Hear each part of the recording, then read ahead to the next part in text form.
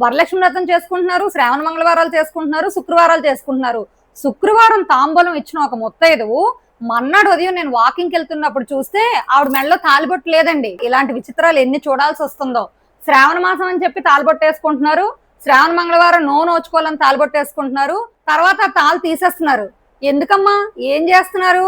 మీరు ఎంత బంగారం పెట్టి, వెండి పెట్టి, పువ్వులు పెట్టి పూజ చేసినా మీ భర్త మీ మెడలో కట్టిన తాలిబొట్టు ఉన్నంత వరకే ఆ స్త్రీకి ముత్తైదువ అనే విలువ ఉంటుంది.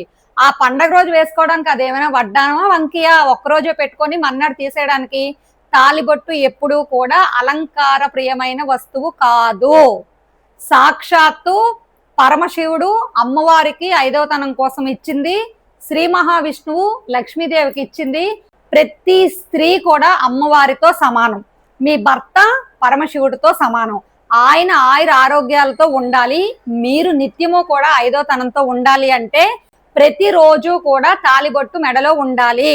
దానికి ప్రత్యామ్నాయం నల్లపూసల దండ కాదు.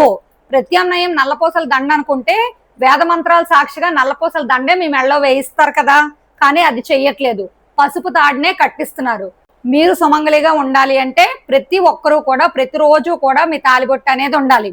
కొంతమంది ప్రయాణంలో దొంగల పాలు అయిపోతుందని తీసేస్తారు. బంగారానికి ఇచ్చే విలువ మీ భర్తకి ఇవ్వరా అమ్మా? మీ పసుపు కుంకాలకి ఇవ్వరా? ఇది మన హిందూ సాంప్రదాయానికి వ్యతిరేకం.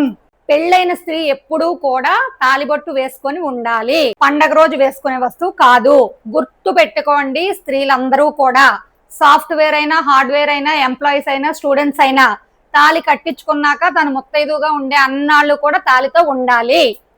సరేనా? ఈ వీడియోని లైక్ చేయండి, షేర్ చేయండి. KVSS శారదా ఆస్ట్రో ఛానల్ ని సబ్స్క్రైబ్ చేయండి. పక్కనుండే బెల్ ఐకాన్ ని క్లిక్ చేయండి.